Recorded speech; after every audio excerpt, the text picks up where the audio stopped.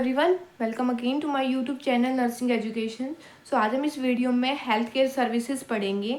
तो क्या है जो सभी इंडिविजुअल, फैमिली या फिर कम्युनिटी या फिर जो हेल्थ केयर प्रोफेशनल्स या कहीं पे भी क्यों है हेल्थ केयर सर्विसेज हम प्रोवाइड करते हैं पर हेल्थ प्रमोशन के लिए, मेंटेनेंस करने के लिए, मॉनिटर करने के लिए और अपनी हेल्थ को रिस्टोरेशन करने के लिए हमें हेल्थ सर्विसेज को प्रोवाइड किया जाता है। ठीक है, तो अगर हम बात करें करेक्टरिस्टिक्स की, तो क्या है रेविलेंस क्या होता है कि बेसिक नीड्स को हमें क्या है करना, नीड चाहिए होती है। ठीक है, कॉम्प्रिहेंसिव में क्या है कि हमें जो अपनी हेल्थ है उसको प्रमोशन, हमें प्रोटेक्शन, अर्ली उसके डायग्नोज करना पड़ता है, ट्रीटमेंट करना पड़ता है और हमें लिमिटेशंस करनी पड़ती है डिसेबिलिटी को और रिहैबिलिटेशंस करना पड़ता है। ठीक है, नेक्स्ट हम बात करते हैं एडिक्वेसी। एडिक्वेसी में क्या है कि हमें प्रोपोनेट टू द रिक्वायरमेंट, हमें किस चीज़ की रिक्वायरमेंट होती है वो सब हमें प्रोवाइड की जाती है। अगर हम बात करें अवेलेबिलिटी की, तो अवेलेबिलिटी में क्या है कि हमें जो ऑल ओवर पॉपुलेशंस है विदाउट एनी डिस्क्रिमिनेशन हमें उसमें अवेलेबल प्रोवाइड की जाती है। मतलब कोई भी जैसे धर्म वगैरह का इंक्लूमेंट ना करके उन्हें क्या है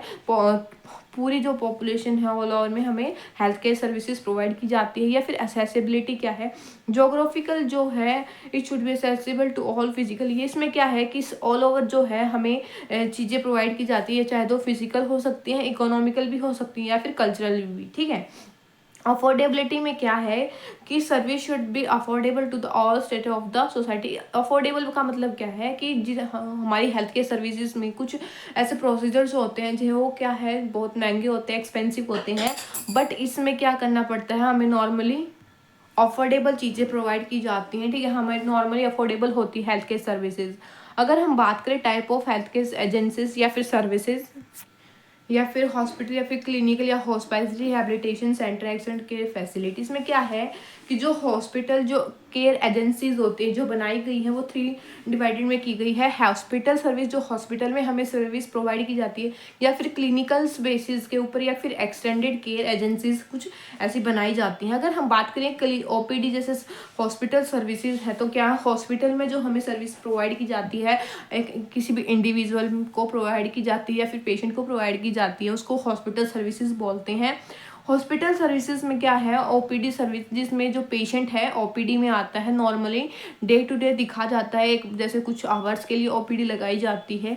ठीक है, ये इन आउट पेशेंट होता है कि एक बार दिखा के वो वापस चला जाता है, हॉस्पिटलाइज नहीं किया जाता है।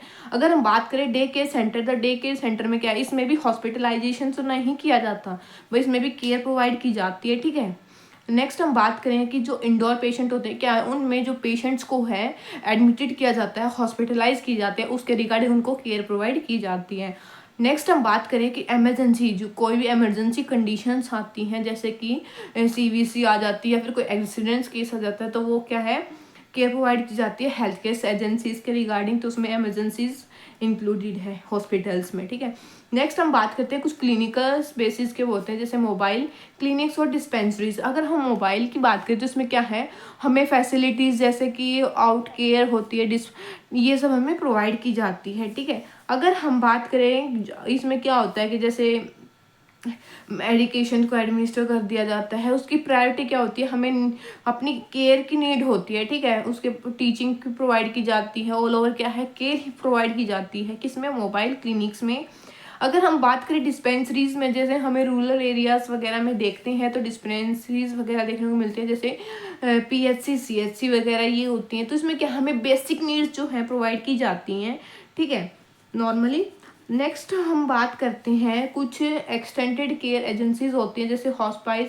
हॉस्पाइस में क्या होता है कि नॉर्मली जो हमें पेशेंट का जो पेन और सिम्टम्स का मैनेजमेंट करना पड़ता है। ठीक है, कुछ जो नॉर्मली जो ड्रग्स को हम दे सकते हैं, मेडिकल सप्लाईज होती हैं, कुछ इक्विपमेंट भी होते हैं। अगर हम बात करें जैसे कि हम जो है फैमिलीज़ को क्या करते हैं इंस्ट्रक्शन देते हैं, एजुकेशन देते हैं कि कैसे वो अपने पेशेंट्स की केयर कर सकते हैं। नॉर्मली क्या है हॉस्पिटल जैसे फैमिली साइकोलॉजिकल सोशल स्पिरिचुअल, ठीक है, ये सब हमें केयर दी जाती है हॉस्पिटलाइज सर्विसेज में।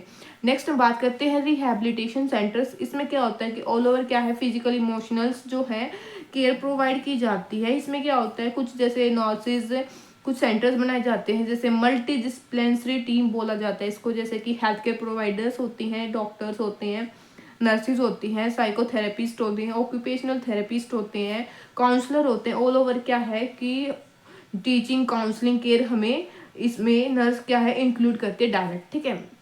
नेक्स्ट हम बात करते हैं डी एडिक्शन सेंटर। इसमें क्या होता है, कुछ जैसे आपने सुना होगा जैसे कि ये जो नशा मुक्ति केंद्र होते हैं जिसमें जो इंडिविजुअल है हाईली इनटेक करने लग जाता है, ओवर एडिक्शंस हो जाता है उसके जो पर्टिकुलर जो स्पेसिफिक जैसे अल्कोहल है, ठीक है, या फिर कोई ड्रग्स वगैरह यूज़ करने लगा तो एडिक्शंस हो जाते हैं। वहाँ पर भी जैसे बोलते हैं ना, ये तो नशा मुक्ति केंद्र में एडमिटेड किया जाता है, उस क्या है उसको पेशेंट को किसी भी अदर पर्सन को हानि ना पहुँचाएं, ठीक है। तो वहाँ पे ऐसी सर्विसेज भी हमें प्रोवाइड की जाती हैं कि उस सेंटर में हम इंडिविजुअल को छोड़ सकते हैं, ठीक है, ताकि वो अदर पीपल में भी क्या है हानि ना पहुँचाए, और उसकी जो नशा मुक्ति जो नशा जो करता है वो एडिक्ट हो जाता है ड्रग्स के रिगार्डिंग वो भी कम हो जाए, ठीक है, ताकि जो हेल्थ है बेटर होए।